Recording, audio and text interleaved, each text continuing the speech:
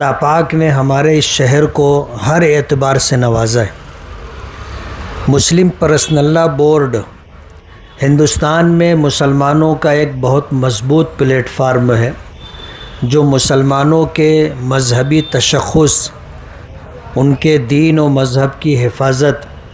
اور اسی کے ساتھ ساتھ وقتاً فوقتاً امت مسلمہ پر آنے والے حالات کے پیش نظر اپنی نمایاں خدمات پیش کرتا ہے۔ مسلم پرسنل لا بورڈ صرف ہندوستان میں ایک واحد پرسنل لا بورڈ نہیں، مسلمانوں کے علاوہ ہندوستان ایک کثیر المذاہب دیش ہے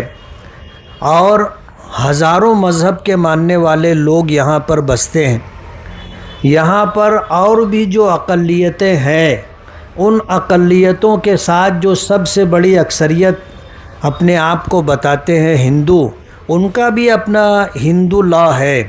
دیگر جو اقلیتیں مائنارٹیز ہیں ان کے لیے بھی پرسنل لا ہے، لیکن ایسا ظاہر کیا جاتا ہے اور ملک میں رہنے والوں کو یہ باور کرانے کی کوشش کی جا رہی ہے کہ اس ملک میں جو قانون ہے اس قانون سے ہٹ کر کے مسلمانوں کا اپنا ایک پرسنل لا ہے اور اس کو ختم کرنے کی بھرپور کوشش کی جا رہی۔ آج سے نہیں، یہ سلسلہ ایک زمانے سے جاری ہے۔ ہمارے اس ملک میں 1972 میں جو وزیر قانون تھے HR گوگلے، انہوں نے پارلیمنٹ میں ایک بل پیش کیا تھا اور اس بل کا پس منظر یہ ہے کہ منہ بولا بیٹا متبنہ، منہ بولا بیٹا لے پالک بیٹا یہ حقیقی بیٹے کی طرح ہوگا، جس طرح ماں باپ کی وراثت میں اسلامی قانون کے پیش نظر حقیقی بیٹا وارث ہوتا ہے، منہ بولا بیٹا بھی وارث ہوگا۔ ظاہر بات ہے یہ ہمارے مذہب میں کھلی مداخلت تھی۔ اس وقت حضرت مولانا سید منت اللہ رحمانی، حضرت مولانا قاری محمد طیب صاحب دامت رحمت اللہ علیہ، یہ وہ حضرات تھے جنہوں نے اس کی سنگینی کو محسوس کیا تھا اور دارالعلوم دیوبند کی شورا میں یہ مسئلہ آیا تھا۔ اس وقت حضرت مولانا منت اللہ رحمانی صاحب دارالعلوم دیوبند کی شورا کے رکن تھے اور دارالعلوم میں اس وقت جو شورا کے اراکین تھے وہ ہندوستان بھر کی نامی گرامی شخصیات تھی۔ اس وقت یہ طے ہوا کہ اس سلسلے کے اندر کوئی پیش قدمی ہونی چاہیے۔ حضرت مولانا قاری محمد طیب صاحب کو یہ ذمہ داری دی گئی اور اس لیے کہ وہ دارالعلوم دیوبند کے محتمم تھے اور پورے ملک میں ہی نہیں بلکہ پوری دنیا میں ان کا ایک نمایاں مقام تھا اور ان کی شخصیت پر دیوبندی مکتب فکر سے تعلق رکھنے والے ہی نہیں بلکہ دوسرے مکاتب فکر کے لوگ بھی اعتماد کرتے تھے، مسلکی اختلافات کے باوجود ان کا احترام کرتے تھے۔ حضرت مولانا قاری محمد طیب صاحب رحمۃ اللہ علیہ نے بمبئی کے اندر ایک اجلاس رکھا اور اس وقت بمبئی میں تبلیغی جماعت کا کام کہو یا دیوبندی مکتب فکر کے لوگوں کا نمایاں مقام کہو، کچھ بھی نہیں تھا، بلکہ پوری بمبئی میں بدعات، خرافات بہت زور کے ساتھ چلتا تھا۔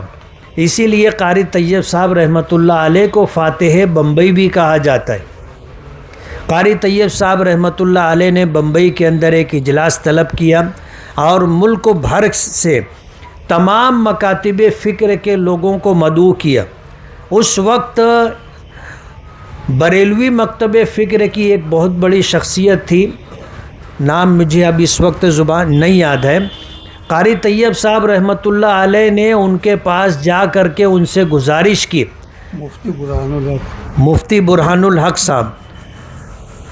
کسی صورت میں وہ تیار نہیں ہو رہے تھے۔ بتانے والوں نے بتایا اور میں نے اکابرین علماء کرام سے اپنے کانوں سے سنا ہے کہ قاری طیب صاحب رحمۃ اللہ علیہ نے اپنی ٹوپی اتار کر ان کے قدموں میں رکھ دی تھی۔ اس طرح ان کو آمادہ کیا تھا۔ اس وقت بریلوی مکتب فکر کے وہ بہت بڑے عالم تھے اور بریلوی مکتب فکر میں مرجع کی حیثیت رکھتے تھے. جب وہ تیار ہوئے اور ان کا ساتھ اور تعاون ملا تو بمبئی کے اندر یہ اجلاس بہت کامیاب ہوا. اس اجلاس کے بعد ایک دوسرا اجلاس حیدرآباد کے اندر رکھا گیا اور حیدرآباد کے اندر 1973 کے اندر مسلم پرسنل لا بورڈ کا قیام عمل میں آیا. اس وقت سے لے کر آج تک الحمدللہ مسلم پرسنل لا بورڈ اپنا کام کر رہا ہے اور دین اسلام اور شریعت اسلامیہ کی حفاظت و بقا کے لیے بھرپور جد و جہد اور کوشش کر رہا ہے. مالیگاؤں کو الحمدللہ یہ مقام حاصل رہا کہ پہلے دن سے مالیگاؤں کے لوگوں کی الحمدللہ مسلم پرسنل لا بورڈ میں ایک ذمہ دار کی حیثیت سے شرکت رہی. حضرت مولانا قاضی عبدالاحد اظہری رحمۃ اللہ علیہ یہ اس وقت جو بنیادی افراد تھے ان میں جو ہے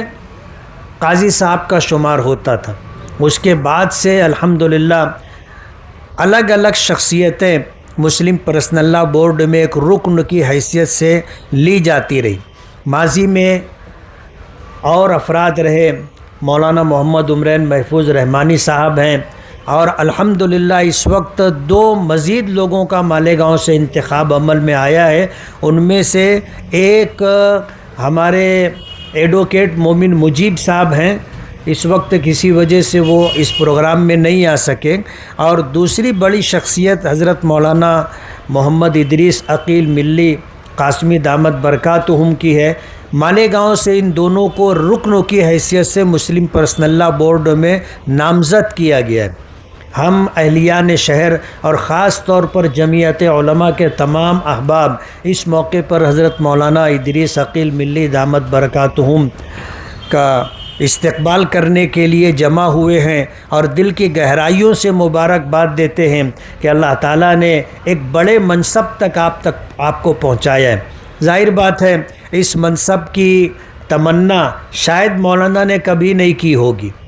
لیکن من جانب اللہ یہ مقام ملا ہے. اور جب کوئی عہدہ کوئی منصب بغیر طلب کے ملتا ہے تو اس میں اللہ پاک کی مدد شامل حال ہوتی ہے، اور اگر کوئی عہدہ مانگ کر کے لیا جائے تو اللہ کی مدد شامل حال نہیں ہوتی. آج جن 2 شخصیتوں کو مسلم پرسنل لا بورڈ کا رکن بنایا گیا ہے، انہوں نے کبھی سوچا بھی نہیں ہوگا، مانگنا تو بہت دور کی بات ہے کہ ہمیں اس بلند مقام تک اللہ پاک پہنچائیں گے، لیکن مسلم پرسنل لا بورڈ کے ذمہ داران نے یہ انتخاب کیا ہے. ظاہر بات ہے بہت سوچ سمجھ کر کے اور کچھ دیکھ کر کے انہوں نے یہ انتخاب کیا ہوگا. اس لیے ہم جمعیت علماء کے احباب، عاملہ اور منتظمہ کے اراکین حضرت مولانا محمد ادریس عقیل ملی قاسمی دامت برکاتہم کو دل کی گہرائیوں سے مبارکباد پیش کرتے ہیں، اور آج کی اس استقبالیہ تقریب میں ان کی شرکت پر ہم شکر گزار ہیں اور دعا گو ہیں کہ اللہ تعالیٰ اپنی بھرپور مدد حضرت کے ساتھ شامل حال رکھے تاکہ مالیگاؤں ہی نہیں بلکہ پورے ملک میں مذہب اسلام کی حفاظت، بقا اور اس کی ترویج و اشاعت میں حضرت کی خدمات قابل ذکر رہے اور اللہ تعالیٰ قبولیت عطا فرمائے. میں اب اس پروگرام کو جو ہے استقبالیہ تقریب کے تعلق سے آگے بڑھانے کے لیے جلیل جلیلی صاحب سے کہوں گا کہ اس پروگرام کو آگے بڑھائیں.